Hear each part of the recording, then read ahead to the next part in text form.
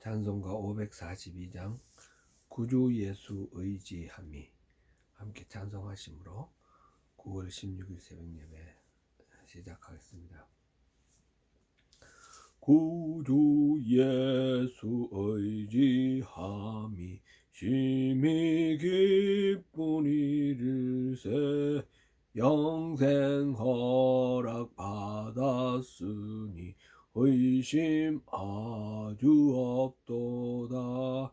예수 믿는 것은 받은 증거 많도다. 예수 귀한 예수 믿음 더욱 주소서.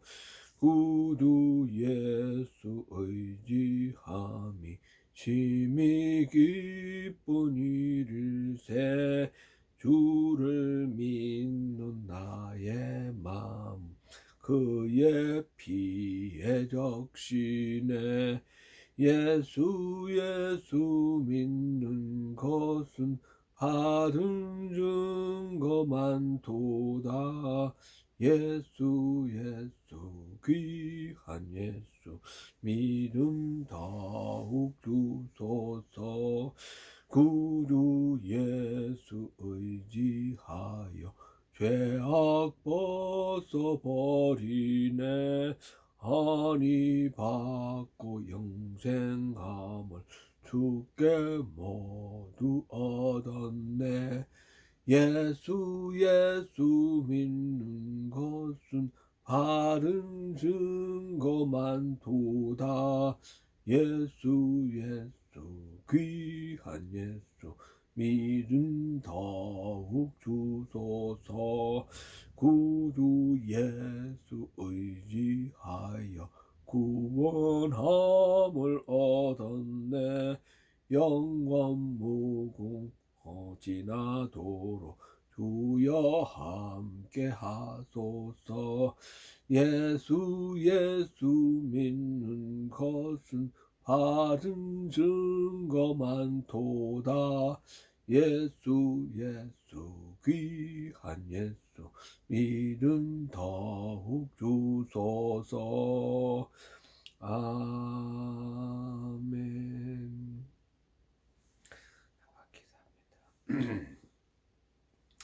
은혜로우신 하나님, 오늘 아침도 주님을 찬양하며 기도하며 이렇게 예배로 하루를 시작해 하시니 감사합니다. 오늘도 주님 은혜 안에서 살아갈 수 있도록 도와주십시오. 주님께서 만드신 주님의 몸된 교회, 주님 사랑하시는 백성들이 지체로서 이 교회에 몸을 담는 그 자체가 생명이 되고 소망이 되고 기쁨이 될 수 있도록 주여 은혜를 베풀어 주시옵소서. 함께 성장하고 함께 성숙할 수 있도록 서로에게 힘이 되게 하여 주시고 위로와 격려가 되도록 도와주옵소서. 예수님 이름으로 기도드립니다. 아멘. 네, 함께 은혜 나눌 말씀은 누가복음 5장 17절부터 25절까지 26절까지 말씀입니다. 누가복음입니다. 누가복음 5장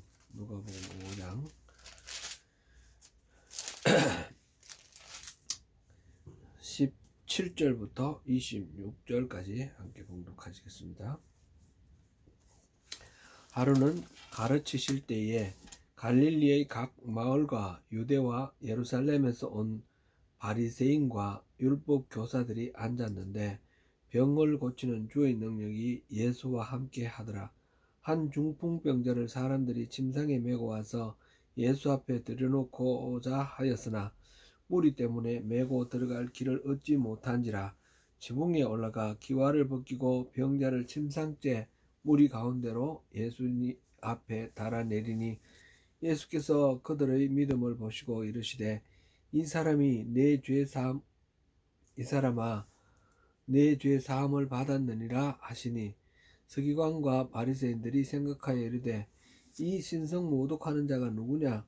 오직 하나님 외에 누가 능히 죄를 사하겠느냐? 예수께서 그 생각을 아시고 대답하여 이르시되 너희 마음에 무슨 생각을 하느냐? 내 죄 사함을 받았느니라 하는 말과 일어나 걸어가라 하는 말이 어느 것이 쉽겠느냐? 그러나 인자가 땅에서 죄를 사하는 권세가 있는 줄을 너희로 알게 하리라 하시고 중풍병자에게 말씀하시되 내가 네게 이르노니 일어나 내 침상을 가지고 집으로 가라 하시매 그 사람이 그들 앞에서 곧 일어나 그 누웠던 것을 가지고 하나님께 영광을 돌리며 자기 집으로 돌아가니 모든 사람이 놀라 하나님께 영광을 돌리며 심히 두려워하며 이르되 오늘 우리가 놀라운 일을 보았다 하니라. 아멘. 네. 어제는 예수님께서 나병 환자를 고치신 사건에 대하여 살펴보았습니다. 예수님은 나병 환자에게 손을 대시며 말씀하셨습니다. 내가 원하노니 깨끗함을 받으라. 이렇게 고쳐주셨습니다. 그렇게 아픈 사람의 자리에까지 내려가셔서 당신은 금기사항이었던 직접적인 접촉까지 하시면서 환자를 위로하시고 치유하여 주셨습니다. 그리고 아무에게도 이르지 말라라고 하셨습니다. 병이 치유되는 것보다 더 중요한 것은 삶이 치유되는 것이다 라는 것을 우리가 함께 살펴보았습니다. 오늘은 이어서 한 중풍병자를 고치시는 사건에 대하여 살펴보겠습니다. 여기에는 이제까지와 다른 한 가지 특색이 환경으로 주어져 있습니다. 곧 예수님이 가르치실 때에 갈릴리의 각 마을과 유대와 예루살렘에서 온 바리새인과 율법 교사들이 앉았다라고 하였습니다. 아시다시피 바리새인은 율법 준수에 목숨을 건 사람들이죠. 율법 교사들은 서기관과 동료인데 구약의 율법을 필사하며 또한 가르치던 율법의 전문가들이었습니다. 바리새인과 율법 교사는 당시 유대교의 지도자들이었습니다. 그런데 이들이 예수님이 가르치시는 장소에 갑자기 나타나셨습니다. 마가복음의 병행 본문에 따르면 이들이 찾아온 이 자리, 이 치유가 중풍병자의 치유가 일어난 이 자리는 회당이 아니라 한 개인의 집이었습니다. 갈릴리와 유다 전 지역에서 바리새인들과 율법 교사들이 몰려와서 한 개인의 집에 수많은 사람들이 모인 가운데 그들도 함께 앉아 있었습니다. 그들이 지금 예수님이 소문이 온 이스라엘에 지금 퍼져 있기 때문에 감동을 받고 자기들도 은혜를 받으려고 온 것이라고 보기는 어렵습니다. 그랬을 가능성보다는 예수님이 전국적으로 메시아라는 말로 주목받고 있는 그런 상황이기 때문에 이 인물이 도대체 어떤 인물인가, 무슨 일을 하는가 하는 것을 알고 이른바 유대교의 질서를 해치는 그런 역할을 하지 않는가, 진상을 조사하러 온 사람이다, 진상조사단이다, 이렇게 볼 수 있겠습니다. 그런 상황에서 병을 고치는 주의 능력이 예수와 함께 있더라 라고 기록되어 있습니다. 그곳에서도 우리 주님 예수님은 하나님의 능력을 이렇게 발휘하고 있는 그런 상황입니다. 18절에서 19절 읽어보겠습니다. 한 중풍병자를 사람들이 침상에 메고 와서 예수 앞에 들여놓고자 하였으나 무리 때문에 메고 들어갈 길을 얻지 못한지라 지붕에 올라가 기와를 벗기고 병자를 침상째 무리 가운데로 예수님 앞에 달아내리니 한 중풍병자를 여러 사람이 침상에 누인 상태로 메고 예수님 앞에 왔습니다. 예수님이 귀신을 쫓기도 하시고 많은 병자들을 고쳤다라는 소문이 전 지역으로 이렇게 알려졌습니다.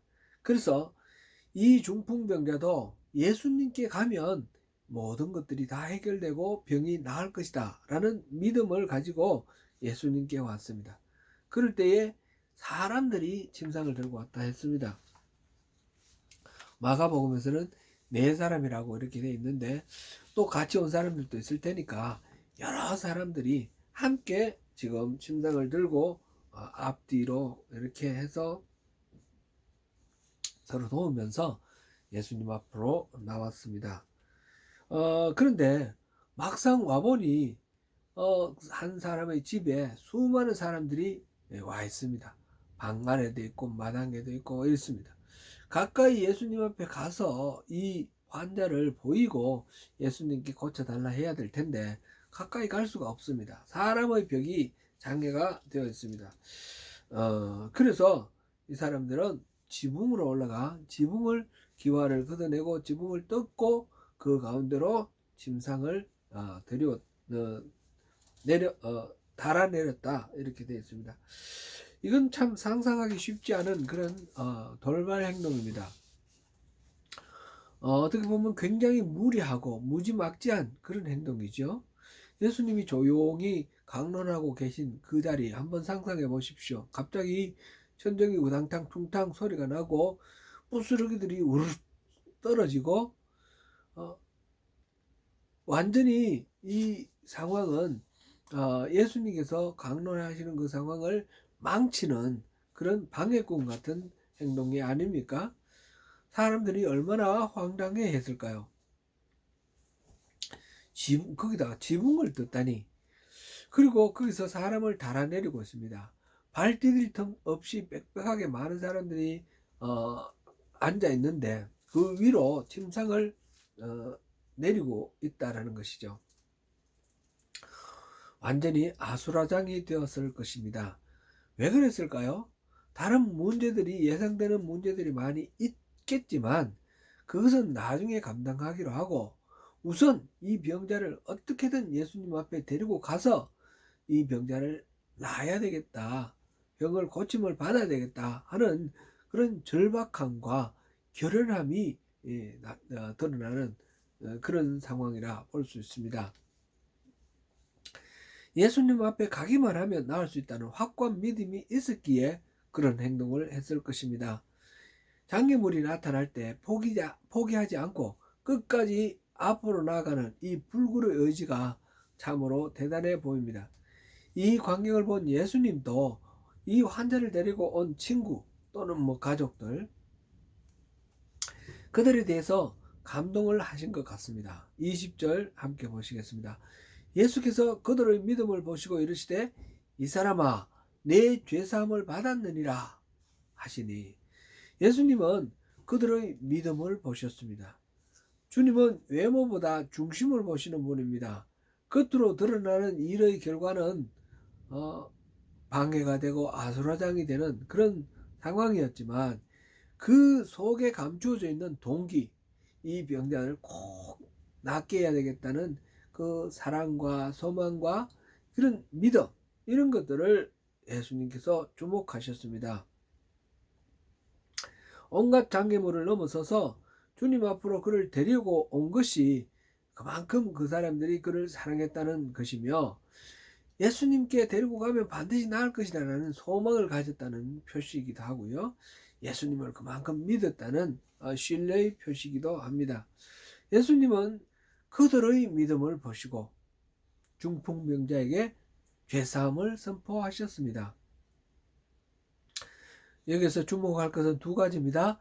그들의 믿음을 보시고 예수님이 중풍병자 환자의 믿음을 보신 것이 아니라 그 환자를 데리고 온 사람들, 친구들, 그들의 믿음을 보셨다는 것이죠. 그리고 또 한편으로는 그 중풍병자에게 죄사함을 선포하셨다는 것입니다. 병고침이 아니라 죄사함을 선포하셨습니다. 먼저 첫째 번부터 보시겠습니다. 우리들이 믿음으로 구원받는다 하는 기독교 진리를 잘 알고 있습니다. 여기서 믿음이라 말하는 것은 당사자 본인의 믿음을 말하겠죠. 아내의 믿음이 좋다고 해서 덩달아 제가 뭐 이렇게 천국 가는 거 아니지 않습니까? 부모님이 믿음이 신실하시고 훌륭하시다고 해서 자식들이 그냥 자동으로 천국 가는 것 아니지 않습니까? 우리가 분명히 이 믿음으로 구원을 받는다 할 때는 당사자의 믿음을 말하는 것이고, 그런 측면에서 믿음이라는 것은 지극히 개인적인 것입니다. 나와 하나님과 1대1 단독자의 그런 관계입니다. 그런데 본문에서 등장하는 이 중풍병자의 경우에는 예수님께서 그 사람에게 믿음이 있는지 없는지를 지금 거론하고 있지도 않으시고, 이 성경 기자도 그것에는 관심이 없습니다. 그를 데리고 온 사람들의 믿음을 보시고 중풍병자에게 죄사함을 선포하셨습니다. 말하자면 친구들의 믿음 따로 있고 중풍병자의 구원 따로 있지 않습니까? 믿음 따로 구원 따로인 것 같습니다.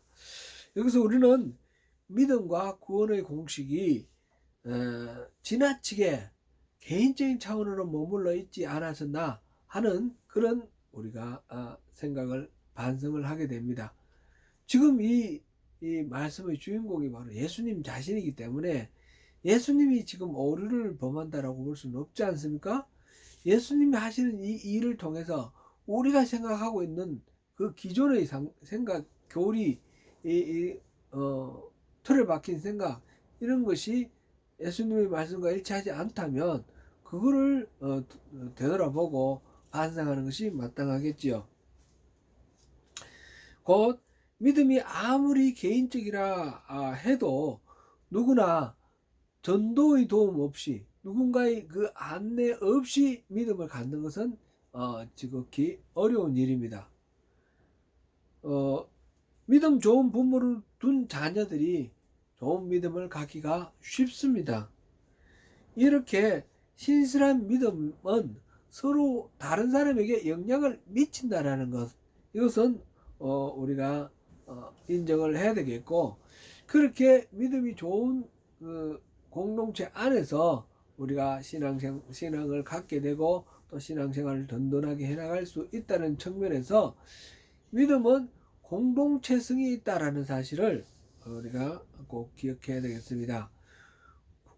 제가 누차 그런 말씀을 드린 기억이 납니다. 우리가 구원받을 때 구원받아서 바로 천국으로 이렇게 가는 것이 아니라 구원받은 사람들의 모임, 교회로 구원을 받는다. 그래, 구원받았을 때에 우리가 교회를 이룬다라는 거죠.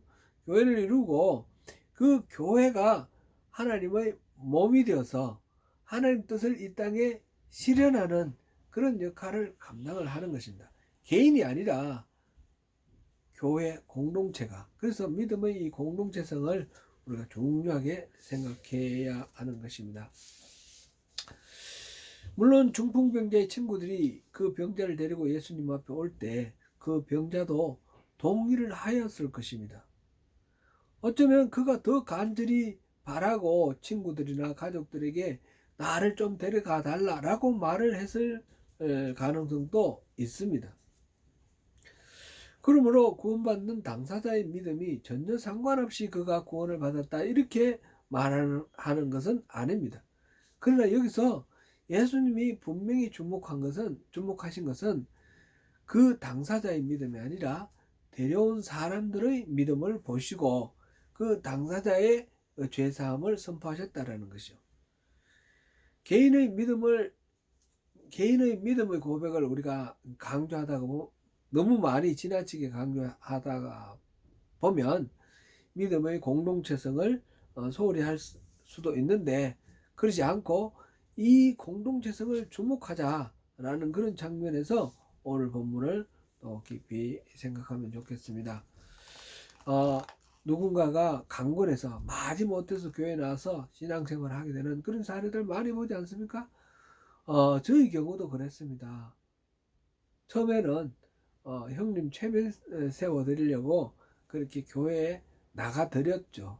그러면서 교회에서 이렇게 말씀을 듣고 배우고 또 신앙생활을 하면서 그러면서 또 하나님의 은혜를 경험하는 그런 상황이 또 있었고 그러면서 신앙을 갖게 되었습니다. 두 번째로 우리가 살펴볼 것은 병 고침보다 죄의 용서가 먼저 선포되었다라는 사실입니다. 이 부분은 내일 다시 한번 이 본문을 묵상하면서 살펴보도록 하겠습니다.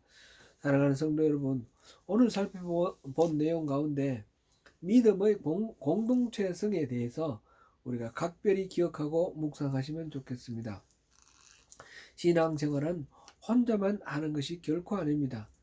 처음 신앙을 가질 때뿐 아니라 신앙생활을 해나가는 일생의 과정을 통해서 언제나 공동체성이 중요합니다. 가족이나 교회에서 서로 잡아주고 또 붙들어주는 신앙의 동력자가 반드시 필요합니다. 우리가 서로에게 힘이 되어 소망이 되는 믿음의 동반자가 되십시다. 서로 짐을 지면서 그리스도의 법을 성취하라 하는 말씀과 각각 자기의 짐을 지라는 말씀이 함께 나왔던 갈라디아서 6장 2절 4절 말씀이 기억납니다.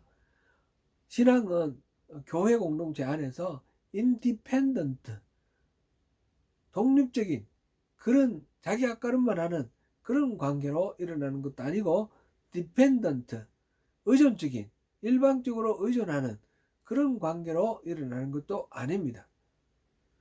인터디펜던트 서로 상호 의지하고 서로 이렇게 도와주고 세워나가는 그런 관계 속에서 함께 성장하고 성숙해 나가는 것입니다. 우리가 함께 이렇게 인터디펜던트 서로의 할 일을 하면서 서로에게 의존하여서 서로를 세우고 살리는 그런 관계 속에서 주님이 기뻐하시는 귀한 주님의 아드님 따님으로 그렇게 승리하시는 저와 여러분이 되시기를 축원합니다.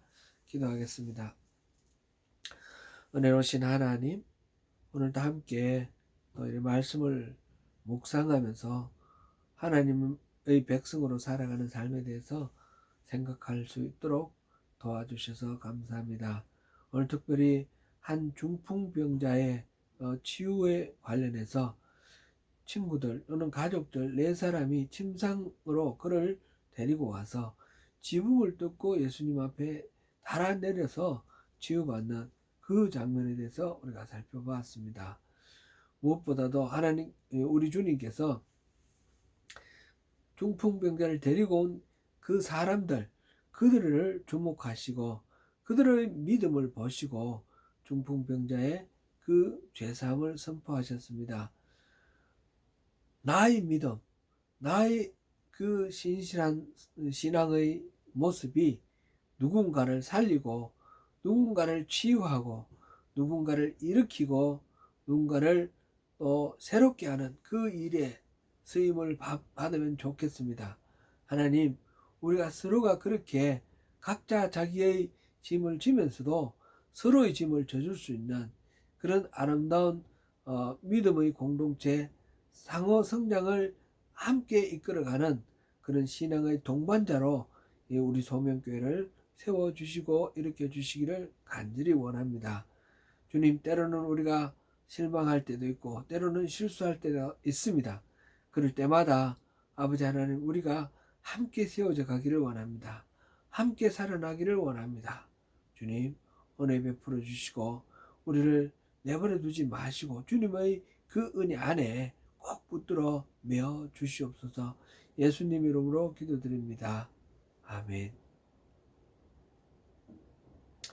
네, 더 깊은 묵상과 또 기도로 오늘 또 승리하시기를 부탁드리겠습니다. 감사합니다.